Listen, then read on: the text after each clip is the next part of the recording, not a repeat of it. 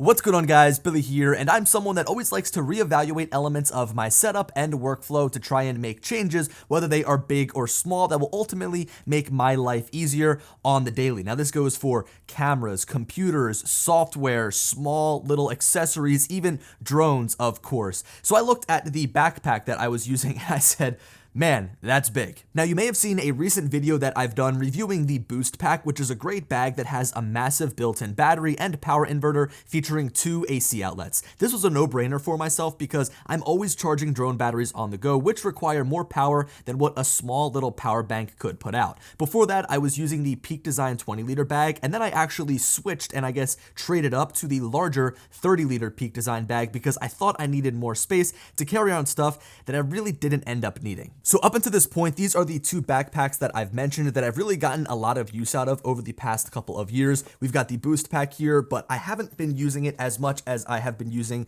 the Peak Design 30-liter. I'm a huge fan of how high quality the bag is. It's made of really good materials and their warranty is just unmatched. But as you can see, this bag is fairly massive. It's filled to the brim right now with a lot of like extra accessories I bring with me when I'm on my client shoots, like real estate and things like that. So I've got microphones, flashes, extra batteries, and extra drones. So I've got a lot of just miscellaneous stuff inside of here, but the stuff that I bring with me on the daily was transferred from this massive 30-liter bag over to Peak Design's 10-liter Sling bag, which is a lot smaller. Now, just to give you a quick sneak peek here, I pretty much only use this main pocket, despite there being some other compartments around the bag. So in here, I've got like my drone, some extra batteries, the remote, as well as some other extras that I need to bring with me just to get through the day. You know, with how much I'm talking about Peak Design in this video, you'd think that it is a sponsored video, but it isn't. I just genuinely enjoy their products so much. They fit into my everyday workflow so well. I've purchased everything that I own from Peak Design with my own money.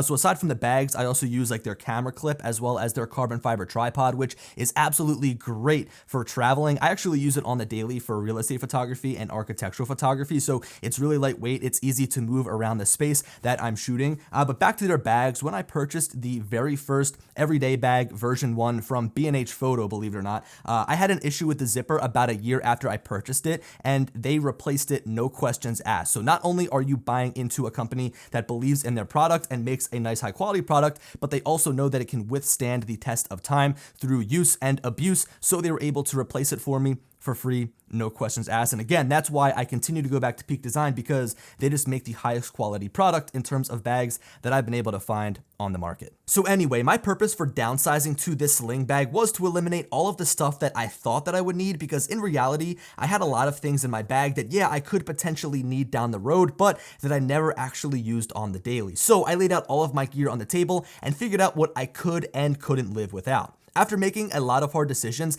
this is everything that I was left with. Inside of the main compartment is my DJI Air 2S with 5 extra batteries and the stock remote controller, a charger for my Air 2S, ND filters for the Air 2S, my 13-inch M1 MacBook Pro, a charger for my laptop, an ND filter for my camera, Goal Zero's Sherpa portable battery, and this tech organizer from Moment to hold smaller cords and miscellaneous accessories. In the top pouch, I kept a few small things that I frequently needed access to, like 2 SSD drives, a USB-A to USB-C dongle, and 2 SD card dongles, one that has a lightning adapter and another that has a USB-C adapter. I also keep an AirTag up there to find my backpack in case I lose it, as well as a Titan security key that I use as a method of 2-factor authentication. So everything that I just shared in that top-down view fits inside of the 10-liter Peak Design bag. It's really easy to just throw over your shoulder. It's got a nice comfortable strap, and when compared to my 30-liter bag, it feels like nothing is even there. Now, I do also like to bring my camera with me, my Sony a7C or my Sony a7 III, which I'm shooting on right now, and when I do, I put it on the Peak Design capture clip here on my front strap. It's really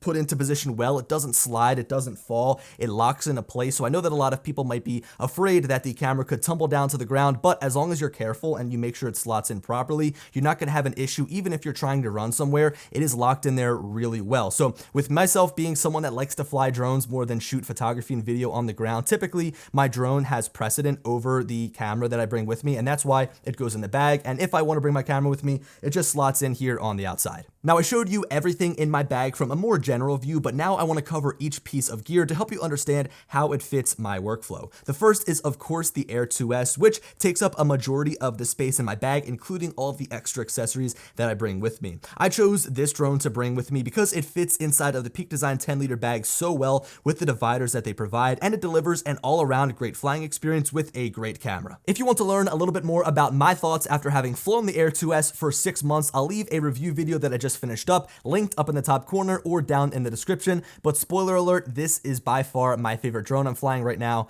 It's not even close. Now, another reason that I went with the Air 2S is because the batteries are smaller, so I could bring more of them with me, which results in more time flying. Even the remote controller fits well inside of my bag, alongside the batteries, taking up this entire middle section. Now, there might be some of you out there that use DJI's smart controller to fly your drone, and you might be wondering, if I own the smart controller, why don't I bring it with me and use it on the daily? And there's a couple of reasons behind why I prefer the stock remote controller for my Air 2S. First of which is that it's just smaller. I still think that the smart controller could fit inside of my little 10-liter Sling, but it'd kind of be a squeeze. It'd be annoying to deal with every time. So this fits comfortably. It's also a little bit more durable just because you don't have this big massive screen. So I don't care about just kind of throwing it into the bag and not having to worry about it. Also, it has better battery life. I can get well over 15 flights out of my Air 2S stock remote controller, whereas with a smart controller, you might get like 4 or 5 with the max screen brightness. So it's just all about practicality, but also in terms of usability, you also get better range out of the stock remote controller. And this dates all the way back to the Mavic 2 Pro. Even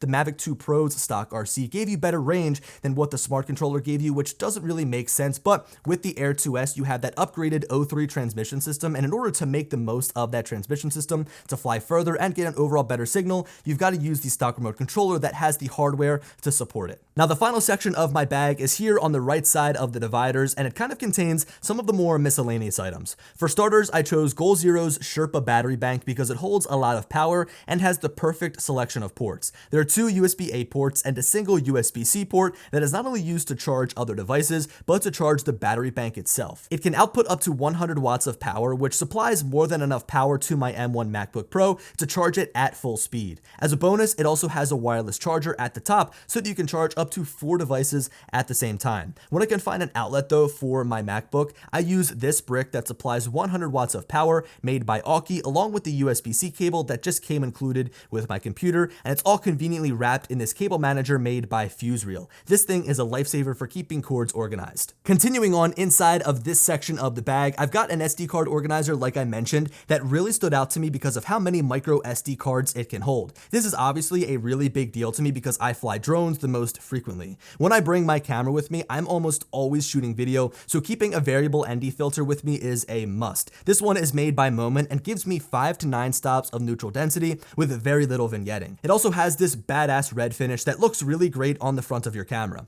The final 2 drone accessories inside of my bag are a charger for the Air 2S, which lets me fill up my batteries on the go if I've got the opportunity, and DJI made ND filters for my Air 2S, which are really important, especially considering this drone doesn't have a variable aperture. The final thing that I really want to cover inside of my bag here is this Moment tech organizer, which is great for holding the smaller miscellaneous things that you really don't want falling throughout your bag. Now, I've got a USB-C cable, a lightning cable, an Apple Watch charger wrapped in a blue lounge cable tie, and this extra dongle for my MacBook Pro in case the dongles that I have in that top pouch just don't cut it. I also have 4 extra camera batteries that I keep in here for my Sony a7 III and Sony a7C, which are cleverly split up between which are charged, they go in the pouch with the green zipper, and which have been used and need to be charged, which go in the pouch with the red zipper. The final piece of my backpack setup here is Apple's M1 MacBook Pro, which has been great. It handles absolutely anything I throw at it. ProRes, 4K video, editing a bunch of Sony RAW files, exporting them from Lightroom. I mean, this thing has been absolutely perfectly capable, but